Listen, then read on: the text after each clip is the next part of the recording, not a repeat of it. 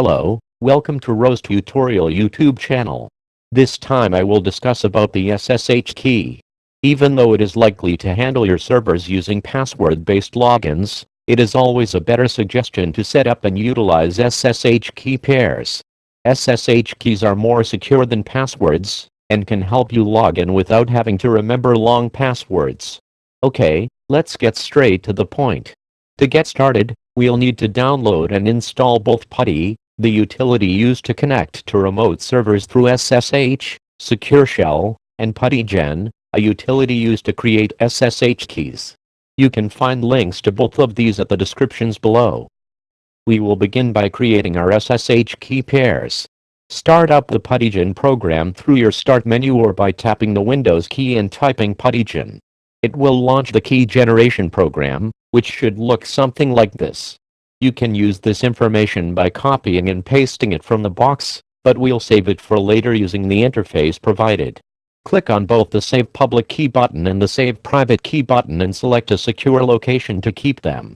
You can call your keys whatever you'd like. Your private key will be given the extension .ppk. The public key, you should probably select an extension like .txt so that you will be able to open it with a regular text editor. You will need to be able to read the information from this file later on.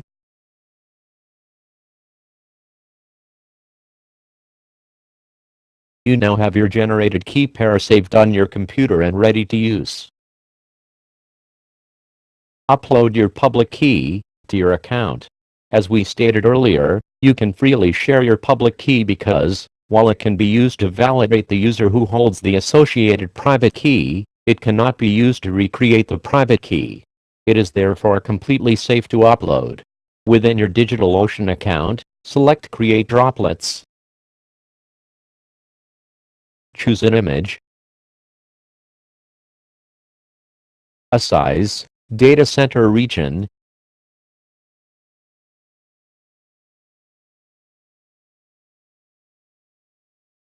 and other available options as usual.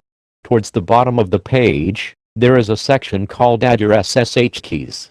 Inside this section, click on the Add SSH Key button. A new screen will display, giving you the option to add a public SSH key to your DigitalOcean account. Paste the contents of your public key into the space provided. If you no longer have your PuTTY session running, you should open your public key with a text editor, like Notepad. Select every piece of text within the file and paste it into the provided field. Afterwards, select a name for the key that will help you easily identify the key in the DigitalOcean interface.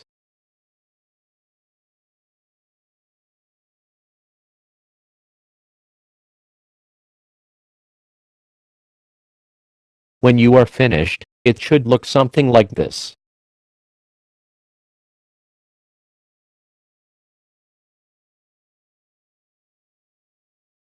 If you are familiar with creating servers through DigitalOcean, you may be used to receiving an email upon creation with the authentication details and password.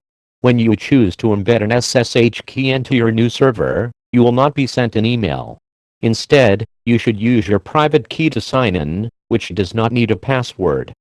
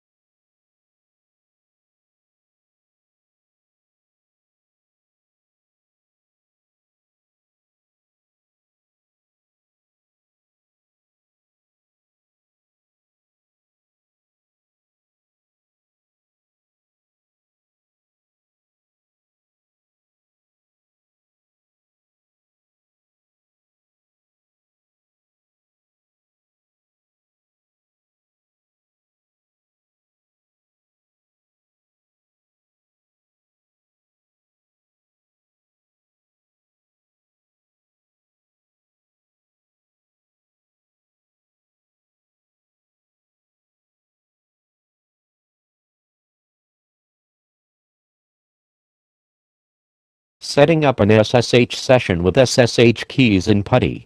Now that we have a droplet with our public key inside, we can use PuTTY to connect to it. We will do this by setting up and saving a session. This way we will be able to quickly reconnect at a later time with all of our settings saved. Start by opening up the main PuTTY program. You can do this by double-clicking on the PuTTY program, or by tapping the Windows key and typing PuTTY.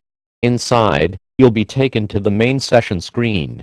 The first step is to enter the IP address of your droplet into the session page. You can get this address from your DigitalOcean control panel. By default, SSH happens on port 22, and the SSH connection type should be selected. These are the values we want. Next, we'll need to select the data configuration inside the connection heading in the left-hand navigation menu. Here, we will enter our server's username. For the initial setup, this should be the root user, which is the administrative user of your server. This is the account that has been configured with your SSH public key. Enter root into the auto login username prompt. Next, we'll need to click on the SSH category in the navigation menu. Within this category, click on the auth subcategory.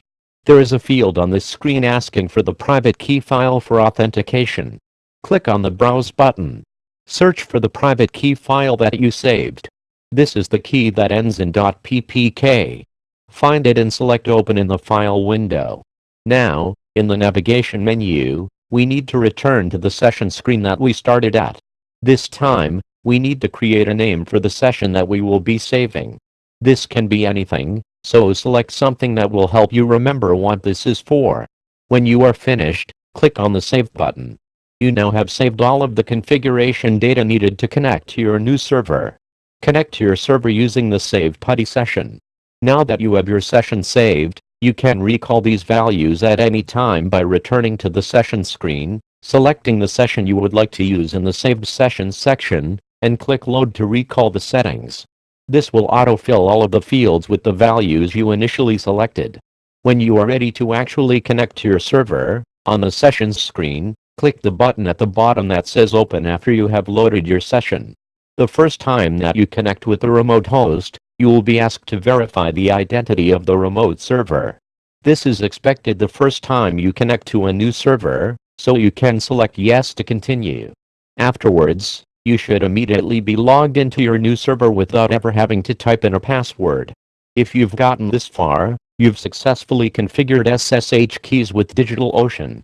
Thank you for watching. Please click on like, subscribe, and share if you wish. Do not hesitate to leave a message in the comments below. See you.